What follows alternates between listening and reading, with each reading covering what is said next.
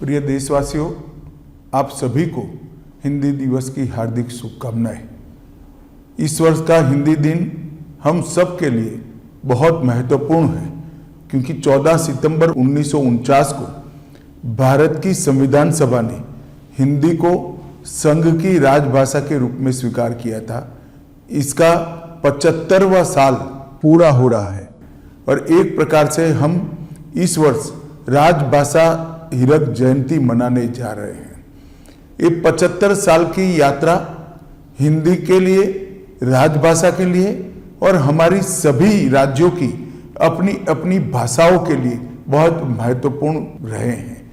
हिंदी ने कई उतार चढ़ाव देखे हैं, परंतु आज मैं इस मकाम पर खड़े रहकर निश्चित रूप से कह सकता हूं कि हिंदी और किसी स्थानीय भाषा के बीच में कोई स्पर्धा नहीं है। हिंदी एक प्रकार से सभी स्थानीय भाषाओं की सखी है, एक दूसरे के दो पूरक है। चाहे गुजराती हो, मराठी हो, तेलुगु हो, मलयालम हो, तमिल हो या बांग्ला हो, हर भाषा हिंदी को मजबूती देती है, हिंदी हर भाषा को मजबूती देती है। और इसीलिए आप हिंदी के आंदोलन को ध्यान से देखेंगे तो चाहे राजगोपालाचारी जी हो, महात्मा गांधी हो, सरदार वल्लभ भाई पटेल हो, लाला लाजपत राय हो, नेताजी सुभाष चंद्र बोस हो या फिर आचार्य कृपलानी हो, ये सभी एक प्रकार से नॉन हिंदी भाषी क्षेत्रों से आते थे। और जो समिति बनाई गई वो समिति भी श्री आयंगर और के.एम. मुंशी के नेतृत्व में बनाई गई थी, जिसने हिंदी को राजभाषा के रूप में मान्यता देना और हिंदी और हमारी बाकी सारी भाषाओं को ताकत देने का एक रिपोर्ट हमारी संविधान सभा के सामने रखा था। वो दोनों नेता नॉन हिंदी भाषी क्षेत्र से आते हैं और विगत 10 साल में मोदी जी के नेतृत्व में हिंदी को और स्थानीय भाषाओं को मजबूत करने के लिए ढेर सारा काम हुआ है। मोदी जी ने अनेक अंतर्राष्ट्रीय मंचों पर गौरवपूर्वक हिंदी में संबोधन देकर हिंदी के महत्व को न केवल देश, समूचे विश्व के सामने रखने का काम किया है और हमारे देश में हमारी भाषाओं के प्रति गौरव के भाव को बढ़ाया है। ये 10 साल में हमने कई सारी स्थानीय भाषाओं को मजबूती देने के लिए बहुत प्रयास किया है। नई शिक्षा नीति में श्री मोदी जी ने प्राथमिक शिक्षा मातृभाषा में इसको एक महत्वपूर्ण स्थान देकर हमारी सभी भाषाओं को और हिंदी को एक नया जीवन देने का काम किया है। हमने ये 10 साल के अंदर कंठस्थ का टूल बनाया।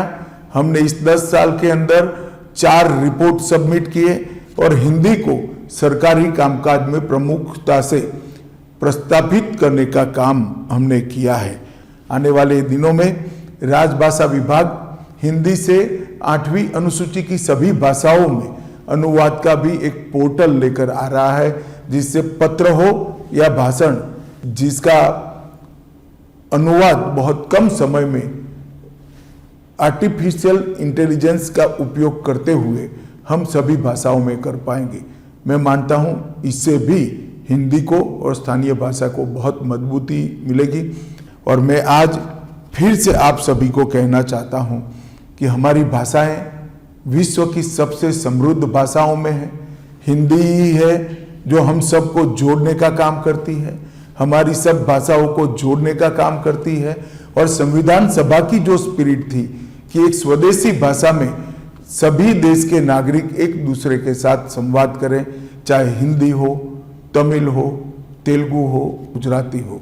हिंदी को मजबूत करने से इस सभी भाषाओं में एक प्रकार का लचीलापन भी आएगा, समृद्धि भी आएगी और एक समाहितता के संस्कार के साथ सभी भाषाएं हमारे संस्कृति, इतिहास, साहित्य, व्याकरण और हमारे बच्चों के संस्कार को भी आगे बढ़ाएगी।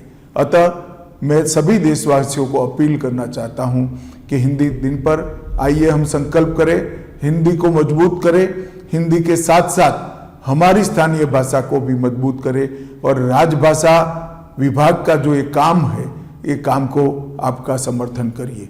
फिर से एक बार आप सभी को हिंदी दिन की बहुत बहुत शुभकामनाएं। आइए हम राजभाषा को मजबूत करें। वंदे मातरम।